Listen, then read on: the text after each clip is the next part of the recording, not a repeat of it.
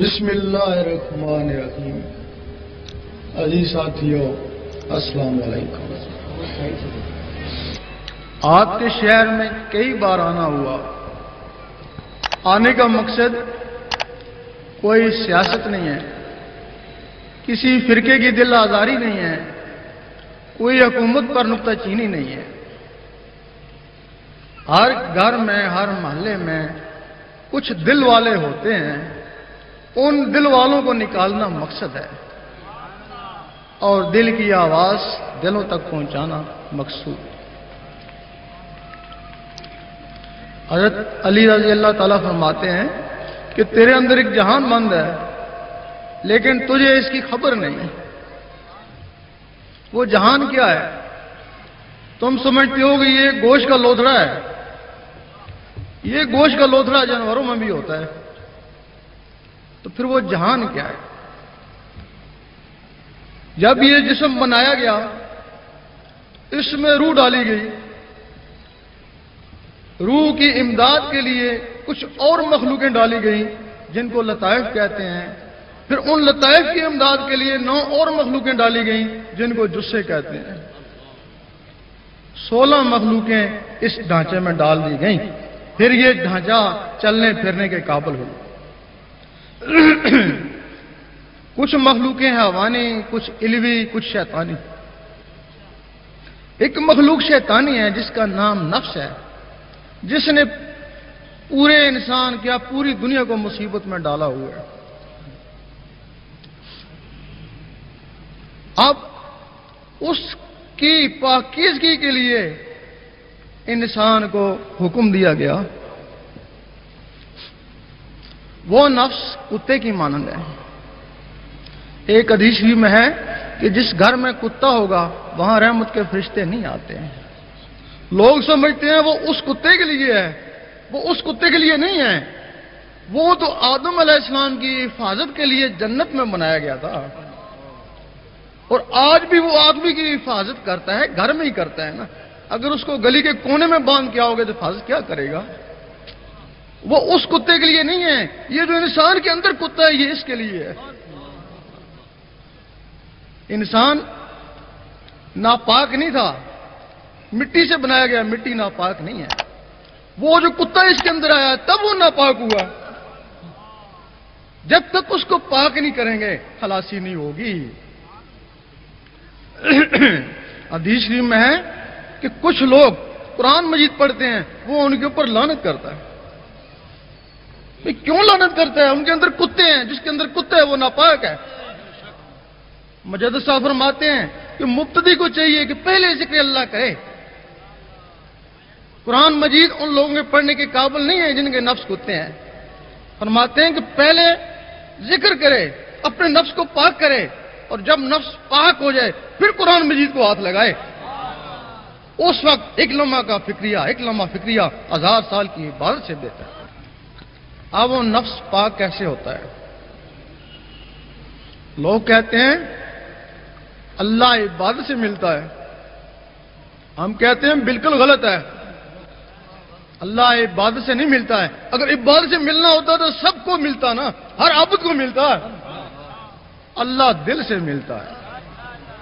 عبادت دل کو صاف کرنے کا ذریعہ ہے اور نفس کو پاک کرنے کا ذریعہ ہے۔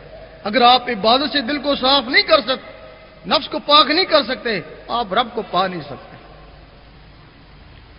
اب وہ جو نفس ہے تمہارے اندر، وہ پاک کیسے ہوگا؟ جو تمہارے اندر 7 مخلوقیں ہیں، وہ 7 مخلوقیں اللہ کا ذکر کرتی ہیں اگر ان کو کرایا جائے تو۔ بھائی مخلوق جو ہیں، جس طرح جن فرشتے ہیں اس طرح وہ مخلوق ہیں۔ سب سے پہلے قلب کا ذکر سیکھنا پڑتا ہے، پھر روح کا، پھر سری کا، پھر خفی کا، پھر اخفا کا، پھر انا کا۔ جب یہ سارے ذکر اندر جاری ہو جاتے ہیں، وہ جو نفس ہے اس کی غذا سانس کے ذریعے یا خوراک کے ذریعے نار اندر جاتی ہے۔ اب جب نار اندر جاتی ہے اور جو اندر اللہ اللہ ہو رہی ہے، اس کی نور کی گرمی سے وہ نار جل جاتی ہے۔ اب اس نفس تک غذا نہیں پہنچتی، جب غذا نہیں پہنچتی تو اس کو بھوک لگتی ہے۔ کوئی نفس تو سرکش ہیں، وہ نور کی غذا نہیں لیتے مر جاتے ہیں، اور کوئی نفس ان اپنے ہمسایہ مخلوقوں کو کہتے ہیں کہ ہمیں کچھ خوراک دو جینے کے لیے، یہ پھر انہیں نور دیتے ہیں۔ دوسرے دن پھر مانگتے ہیں، پھر اس کو نور دیتے ہیں، تیسرے دن پھر وہ مانگتا ہے، پھر یہ کہتے ہیں کہ کلمہ پڑھ، اسی کا نور تیری غذا ہو جائے گی۔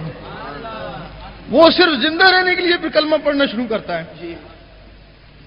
اس کلمے کے اثر سے وہ کالا کتا تھا، وہ سفید کتا بن گیا۔ پھر وہ کلمہ پڑھتا رہتا ہے صرف زندہ رہنے کے لیے، اس غذا کے لیے۔ پھر اس کی شکل بیل کی طرح ہو جاتی ہے، پھر کلمہ پڑھتا رہتا ہے، پھر کلمے کے اثر سے اس کی شکل بکرے کی طرح ہو جاتی ہے، پھر کلمہ پڑھتا رہتا ہے، پھر اس کی شکل اسی انسان کی طرح ہو جاتی ہے۔ اس وقت وہ انسان نماز پڑھتا ہے، ساتھ وہ بھی نماز پڑھتا ہے۔ وہ انسان اللہ کے ذکر میں جھومتا ہے، ساتھ وہ بھی جھومتا ہے۔ پھر اس کو پکڑ کر حضور پاک کی محفل میں لے جاتے ہیں۔ اس وقت حضور پاک اور حاضرین اشش کر اٹھتے ہیں کہ آفرین ہے اس کے اوپر اور اس کے مرشد کے اوپر کہ اس ناپاک کتے کو انسان بنایا اور یہاں میری محفل میں لے آیا۔ اس وقت اس کو کوئی مرتبہ ارشاد ہو جاتا ہے۔ اب ادھر اس کے ذریعے ادھر رسائی ہوگی، عبادت تو یہ ہے نا۔ ادھر پھر قلب، جب قلب اللہ اللہ کرنا شروع کر دیتا ہے تو اللہ اللہ سے اس کی صفائی ہونا شروع ہو جاتی ہے۔ حدیث شریف میں ہے کہ ہر چیز کو صاف کرنے کے لیے کوئی نہ کوئی ہتھیار، دل کو صاف کرنے کے لیے ذکر اللہ۔ جب دل سے اللہ اللہ شروع ہوتی ہے تو اس دل کی صفائی ہونا شروع ہو جاتی ہے۔ پھر اللہ تعالیٰ کبھی کبھی اپنے بندوں کو دیکھتا ہے، پھر وہ داڑھیوں کو نہیں دیکھتا، شکلوں کو نہیں دیکھتا، وہ دلوں کو دیکھتا ہے۔ جب وہ چمکتا ہوا دل پایا تو اللہ تعالیٰ اس پہ مہربان ہو جاتا ہے۔ اب ادھر بھی رسائی ہوگی اور ادھر بھی رسائی ہوگی۔ اس کو علم باطن کہتے ہیں۔ حضور پاک کے زمانے میں علم ظاہر اور علم باطن اکٹھے چلتے تھے۔ علم ظاہر زبان والوں کے لیے اور علم باطن دل والوں کے لیے۔ آپ کے زمانے میں جن لوگوں نے صرف زبانی عبادت پہ قناعت کری، انہی میں سے کوئی خارج ہوا اور کوئی منافق ہوا، اور آج بھی وہی لوگ زبانی والے 72 فرقوں میں تقسیم ہو گئے۔ اور جن لوگوں نے وہ دل والا علم بھی حاصل کیا، وہ تو یہ صحابی یا رسول اللہ کہلائے، اور ولیوں سے بھی اعلیٰ مقام حاصل کر کے چلے گئے۔ اب یہ علم کہاں سے ملتا تھا؟ یہ علم ہمارے عالم ربانی یہ وہ سکھاتے تھے۔ پہلے وہ شریعت سکھاتے ہیں، زبان والے علم کو شریعت بولتے ہیں اور اس دل والے علم کو طریقت بولتے ہیں۔ پہلے وہ شریعت سکھاتے ہیں، اس کے بعد پھر دل والا علم سکھاتے ہیں۔ لیکن عالم ربانی جب چلے گئے، پھر پیچھے دوسرے عالم زبانی رہ گئے۔ انہوں نے کہا کہ جو کچھ ہے شریعت میں ہے، اس سے آگے کچھ نہیں ہے۔